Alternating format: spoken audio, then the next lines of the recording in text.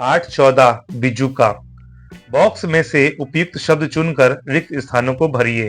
तो देखिए बॉक्स में कुछ शब्द हैं, इनको चुनकर हमको ये जो खाली स्थान था इसमें भरना था, तो हमने यहाँ पे भर लिया है। तो पढ़ते हैं कविता।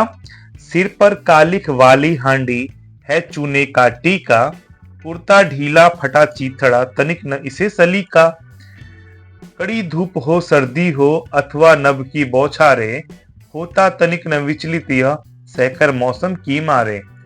है किसान का हमजोली और फसलों का रखवाला, सब कुछ देखा करता है यह मुंह पर डाले ताला।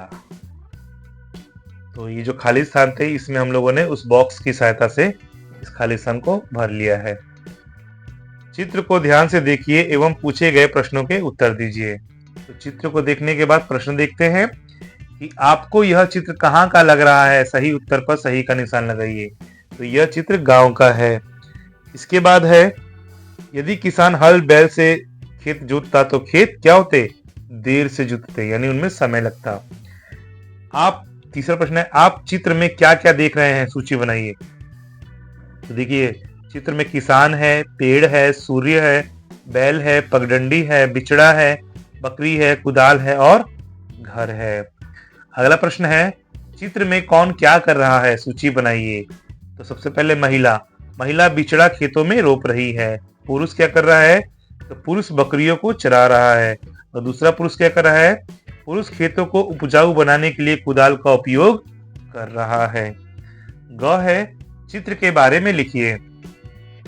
तो देखिए दिया गया चित्र ग्रामीण क्षेत्र का है। इस चित्र में बिचड़ा लगाया जा रहा है, किसान खेती में लगे हैं तथा कुछ किसान बकरियों को खेतों में चरा रहे हैं। अगला प्रश्न करते हैं, तीसरा, रेखांकित शब्द के समान लय वाले शब्द से रिक्त स्थानों को भरकर वाक्य को पूरा कीजिए। देखिए, मैं प्रतिदिन सुबह विद्यालय आता हूं और शाम को घर आता का हो जाएगा जाता हूं। एक नाग रेंगता हुआ आया और जलती हुई आग देखकर भाग गया। नाग का हुआ आग। ये समान लय वाले शब्द हैं।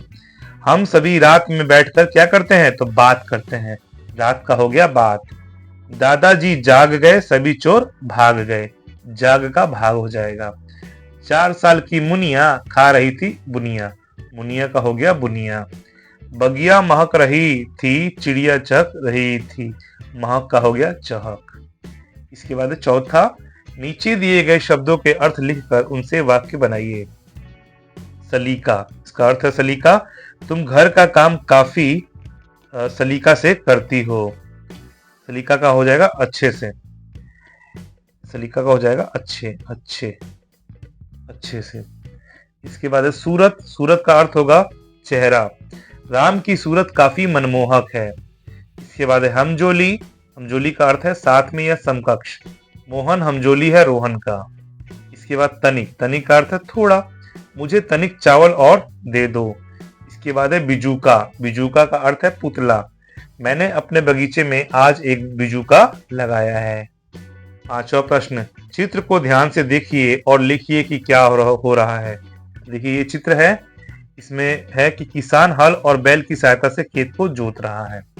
दूसरा चित्र है ये वाला, ट्रैक्टर वाला। तो इसमें लिख दिए हमने, किसान ट्रैक्टर की सहायता से खेत को जोत रहा है। तीसरा है, यहाँ पे देखिए पानी चल रहा है। खेत में ट्यूबवेल से खेतों की सिंचाई हो रही है। अगला है ये चित्र, कुएं से पानी सिंचाई हेतु निकाला जा रहा है। इसके बाद अगला, बैलगाड़ी से सामान को ढोया जा रहा है। आते हैं छठे प्रश्न पे। स्तंभ क को स्तंभ ख से मिलाइए। तो देखिए स्तंभ क में कुछ चित्र दिए हुए हैं, इसको हमको स्तंभ ख से मिलाना है।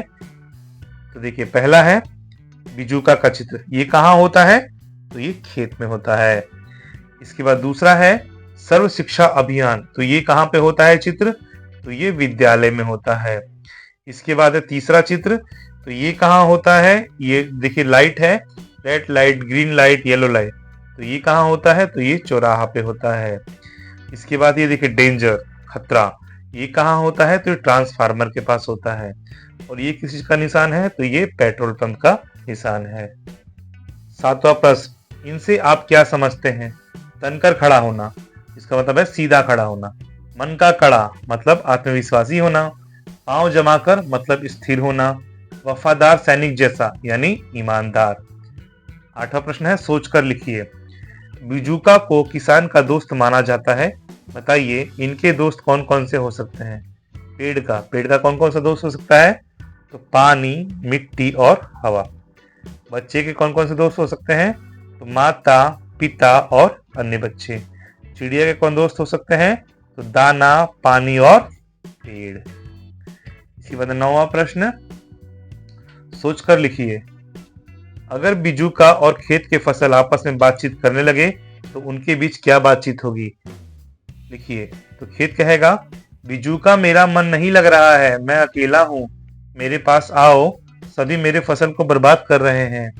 तो बिजूका कहता है, तुम चिंता मत करो, मैं खेतों में रहकर तुम्हारी रक्षा करूंगा। तो इसी के साथ यह अध्याय हमारा समाप्त होता है। मिलते हैं अगले अध्याय में।